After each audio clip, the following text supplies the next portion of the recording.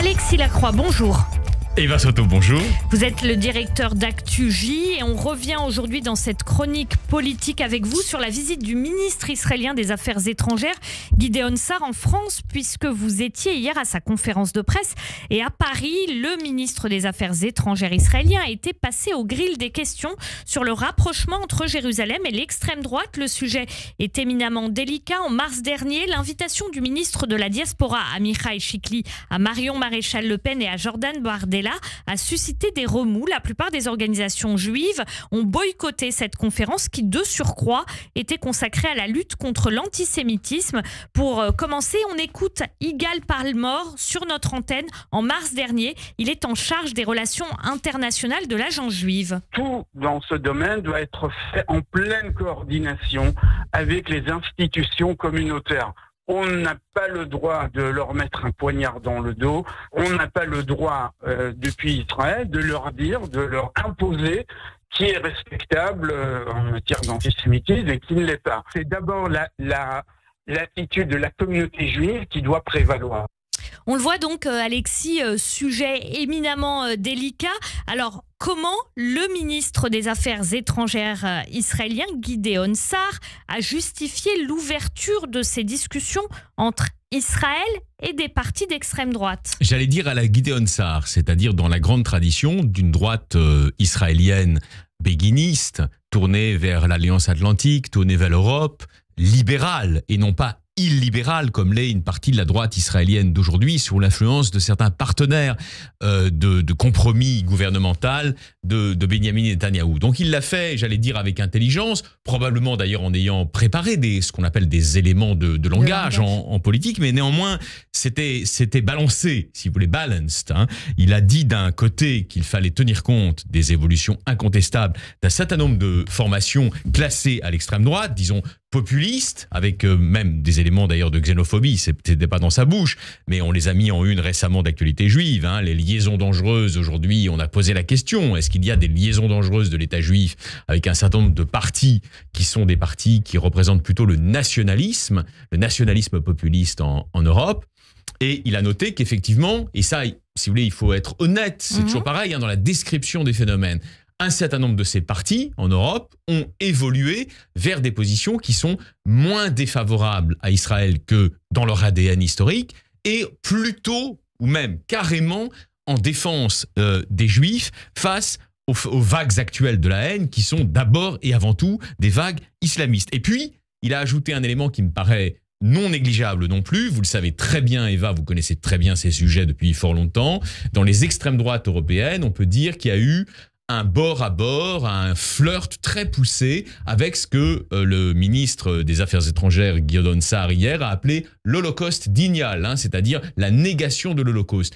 Aujourd'hui, c'est vrai que c'est terminé. Néanmoins, il a reconnu aussi, et donc il a fait preuve plutôt d'objectivité, il a été prudent, qu'il y avait des différentes approches au sein des communautés juives dans les différents pays d'Europe, faisant évidemment une allusion indirecte, vous vous en doutez, puisqu'il était en France, il s'adressait à des Français, opposition de Yonatan Arfi, président du CRIF, qui a désapprouvé très fortement, très vigoureusement, accompagné de personnalités publiques comme le philosophe Bernard-Henri Lévy, cette invitation malencontreuse.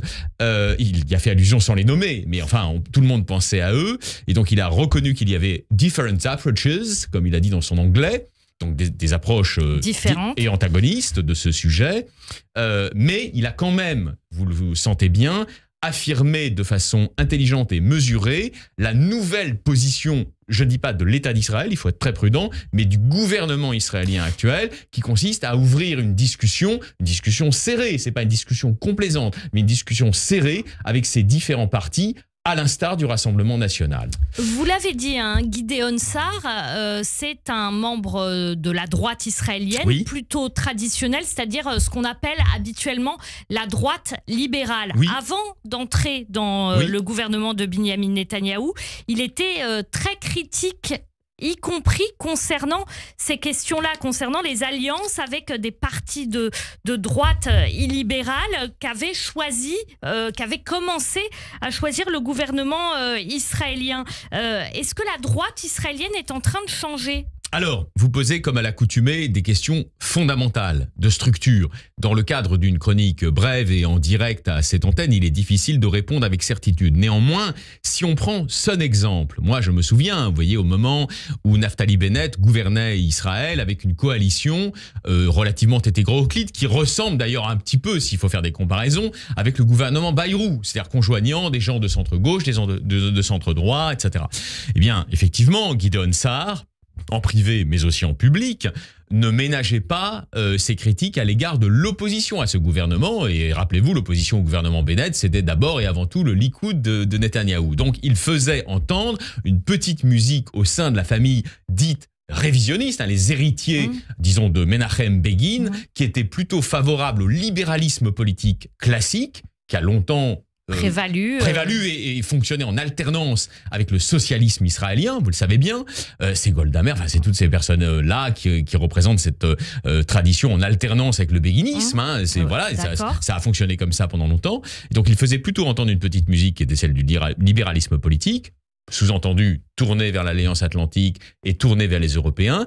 Et ce que j'ai constaté, mais je ne suis pas le seul à l'avoir constaté, c'est que depuis qu'il est au gouvernement, son inflexion, disons, vers certains compromis à l'égard de la rhétorique illibérale, je m'exprime d'une manière un peu empoullée, mais chacun comprendra, est notable. Est-ce que ça veut dire aussi que il y a aujourd'hui des éléments dans le gouvernement israélien, des éléments radicaux, en tout cas qui sont appelés comme ça par la plupart de la presse israélienne, Bezalel Smotrich, Itamar Ben-Gvir, qui pèsent en tout cas au niveau politique? Là encore, vous posez une question fondamentale. Je vais présenter de manière impartiale et honnête, en quelque sorte, les termes du débat. Vous le savez bien, en Israël même, chez les politologues, dans la presse, le débat est ouvert. Certains disent, au fond, leur influence est marginale. Ce sont des appoints politiques pour former une majorité, mais ils ne comptent pas. Et Benyamin Netanyahou suit sa route. D'autres disent, pas du tout. Benyamin Netanyahou lui-même a changé. Et d'ailleurs, qui se ressemblent s'assemblent, c'est une grande loi de la vie. Quand vous fréquentez des gens, quand vous êtes en affaires avec eux, quand vous partagez un gouvernement avec eux, forcément vous finissez par avoir des traits communs avec eux. Or moi je me souviens, à l'Express j'avais écrit un grand papier sur les tentations illibérales de Benyamin Netanyahou, qui n'était pas un papier à charge, mais qui était un papier analytique et descriptif. C'était donc il y a maintenant 6 ans. Et c'est vrai que je notais que le Premier ministre israélien, qui vient comme Gideon Sa'ar d'une droite américaine, révisionniste jabotinskienne mais américaine, a évolué progressivement depuis une dizaine d'années vers un soutien aux illibéraux et notamment à son grand ami, vous savez que c'est son grand ami, Viktor Orban. Je ne suis pas en train de vous dire que c'est le diable, Viktor Orban, mais c'est une certaine conception de la démocratie qui s'apparente plus à ce qu'on appelle aujourd'hui chez les politologues l'illibéralisme, c'est-à-dire une démocratie souverainiste forte qui contourne le plus possible les juridictions et les contre-pouvoirs et les cours suprêmes.